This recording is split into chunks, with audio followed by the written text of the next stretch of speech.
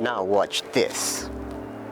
We're here at Watches and Wonders in Geneva for our very first presentation for LUXUO and World of Watches.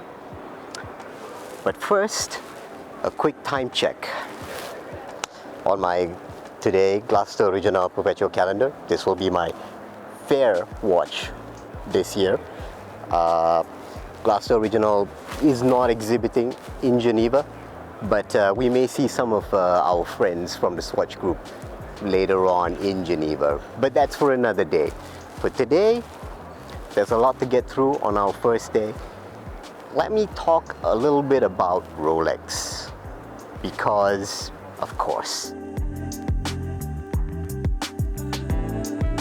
Well, for everyone who thought there would be a new Air King, congratulations. There is a new Air King from Rolex. Special shout out, of course, goes out to Jenni Elle on her YouTube channel, because she got everything right in her video, which was just based on the teaser. So go check that out. We'll link it somewhere below, you know, somewhere. Okay. There's also a couple of new and interesting things to do with fluted bezels, but I don't want to say too much about Rolex right now.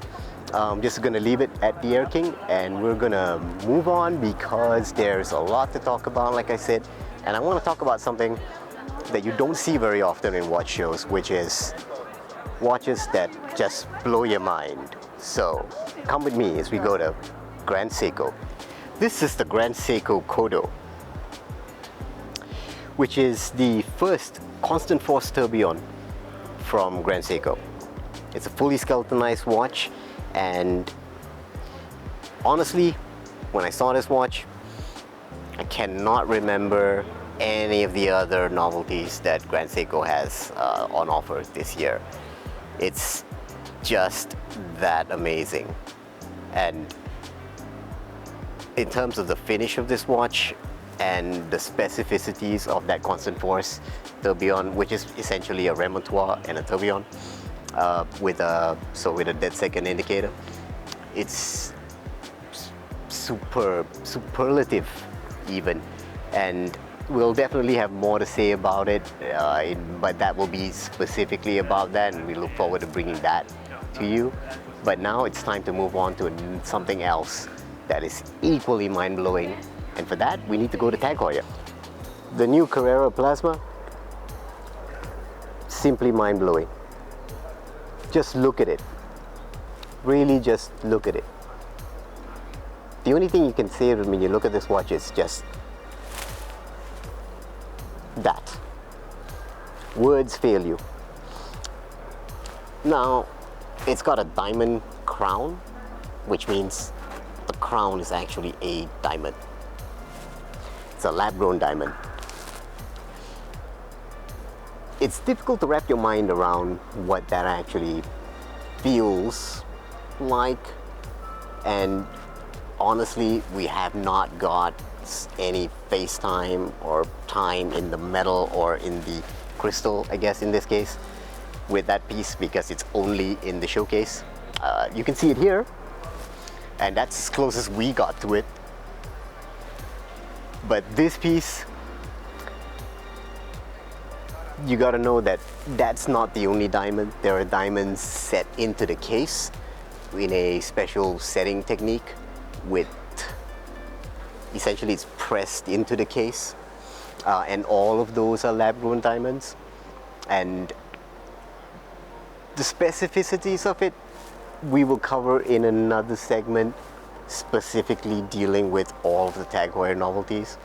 But this piece is one of those pieces that just takes your breath away, that, you know, most watch brands don't do anymore. And I guess part of the reason that they don't do it is you see that watch and you don't see any other watch. That's all you see. But it's amazing. And when we have something to show you on that, keep an eye out for it. Okay, that's all I'm going to say about Tag Heuer right now, because there are also some other watches that are not quite unobtainium, as they say. And for that, I'm going to take you to Mont Blanc and Tudor.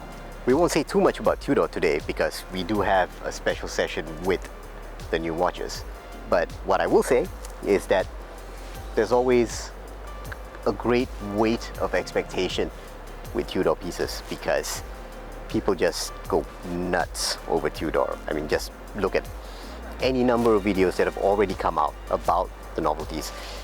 The standout has got to be the Black Bay GMT model, as well as the introduction of their new steel and gold variants with champagne dials for the chronographs, also Black Bay. Fantastic stuff. The steel and gold, it's important to note that it's not full gold necessarily. The goal here, as Tudor says to us, is to keep the price accessible, shall we say.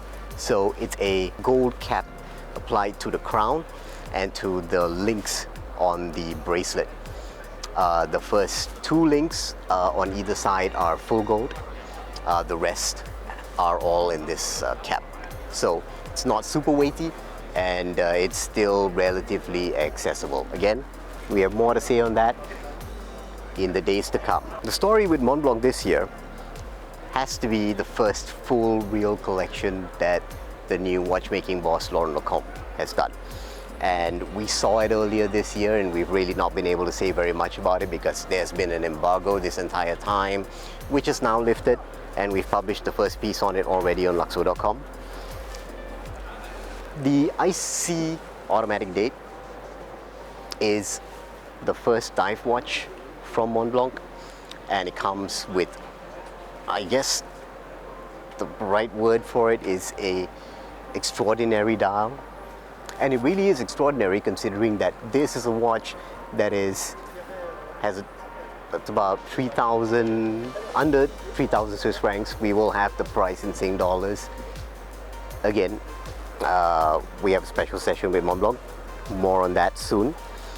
But for now, what you need to know is that this dial for the IC is done manually by hand. There are 30 processes that go into each dial, and there are 3 variants for this: green, blue and black, and they're all representative of colors that are readily available and evident in glaciers.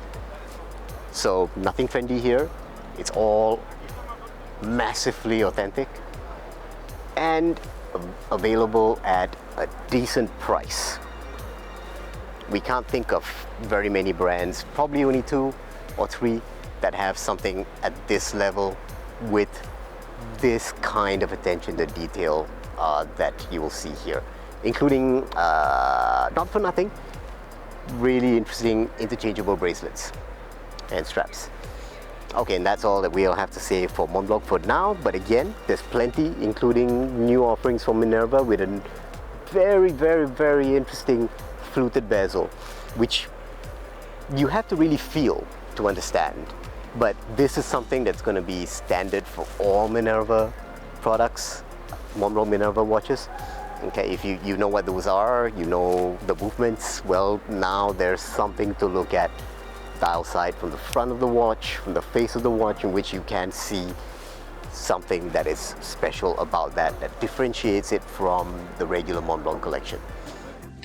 We end the first day, Watches and Wonders, day 1 in Geneva, outside the fair at the Zenith cocktail. There's still a watch to see here. It's the Zenith Chronomaster Open. We saw it a little earlier today, but it makes a return appearance at the cocktail itself, and it's a fantastic watch.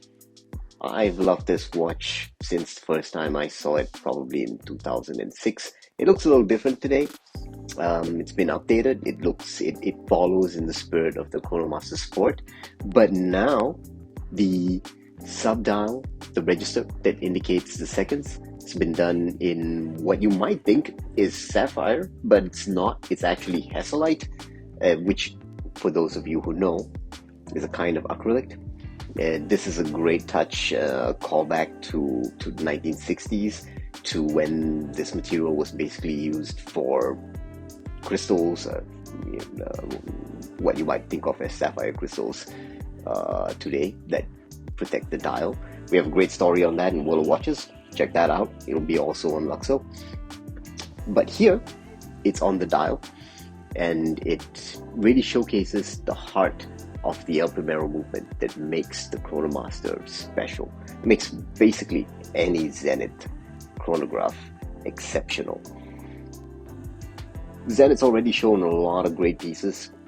We're going to leave it with this highlight, and we think that this is the most spectacular offering that they have, and it is absolutely spot on, great value, and also a great way to showcase an amazing movement. And with that, we are out, and we will see you on day 2.